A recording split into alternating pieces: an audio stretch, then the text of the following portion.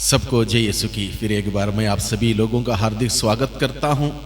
आज की रोटी जीवंत ईश्वर के वचनों को सुनने के लिए आइए सबसे पहले हम लोग सुसमाचार को सुने।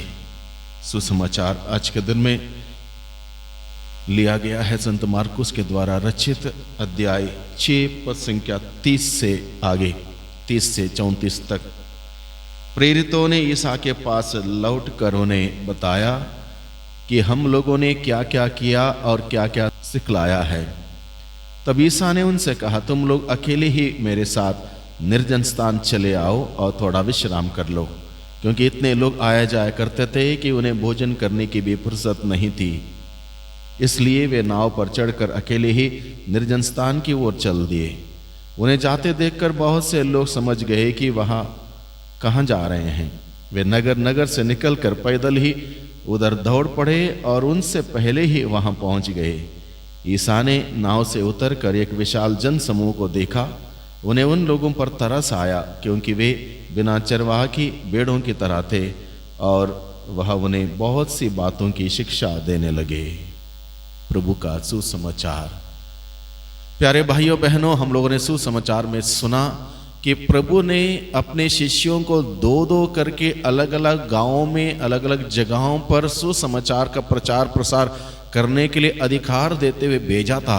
अब प्रभु के शिष्य जाकर उन्होंने सुसमाचार सुनाया, क्या क्या किया, इन सभी बातों का वर्णन वह करना चाहते हैं। वापस आके प्रभु को बताना चाहते हैं कि किस प्रकार से उन्होंने उस जिम्मेदारी को निभाई है।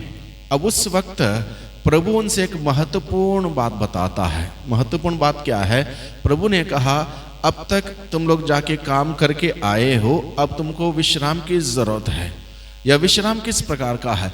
ये आध्यात्मिक रूप से एक प्रकार का विश्राम, यानी कि रिचार्ज होने के लिए प्रभु अपने शिष्यों को बताता है, शिष्यों के माध्यम से हम सबों को बताता है। जिस प्रकार से मनुष्य जब मेहनत करता है, मेहनत करने के बाद थक जाता है, उसको विश्राम की जरूरत है, उसी प्रकार से आध्यात्मिक जीवन में विशेष रूप से प्रभु के कार्य करने के लिए हमें प्रभु के साथ बैठने की जरूरत है। एकांत में प्रभु के साथ बैठकर प्रार्थना में समय बिताने की जरूरत है। प्रभु का वचन पढ़ने की जरूरत है, प्रभु के वचन सुनने की जरूरत है। इसलिए प्रभु उन अपने शिष्यों को कहता है, तुम लोग अकेले ही निर्जन स्थान मेरे पास चले आओ और थोड़ा विश्राम कर लो। यानी कि प्रभु ने उन सभी अपने प्रेरितों को व्यक्तिगत रूप से और एक सामूहिक रूप से उनको निमंत्रण दिया, समूह के रूप से और व्यक्तिगत रूप से निमंत्रण देते हुए कहा कि तुम लोग अकेले ही मेरे साथ निर्जन स्थान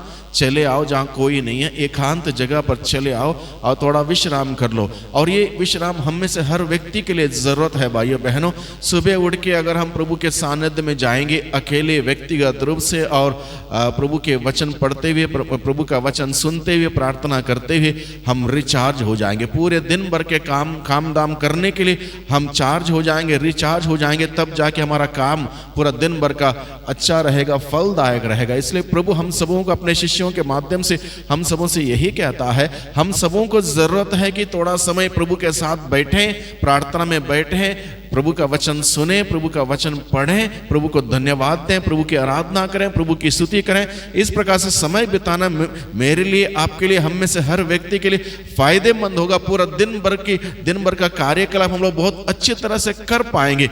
इसलिए प्रभु हम सबों को बुलावा देता है, निमंत्रण देता है, और प्रभु की एक खासियत प्रभु आज के वचन के द्वारा प्रकट करता है। प्रभु तरस खाने वाला प्रभु है। लोग प्रभु की खोज करते हुए जब जाते हैं, प्रभु ने जब देखा कि लोग इस प्रकार से भूखे प्यासे प्रभु के वचन को सुनने के लिए, प्रभु का स्पर्श पाने के लिए, प्रभु के आशीषों को पाने के लिए लोग भीड़ के भीड़ इकट्ठा हुए।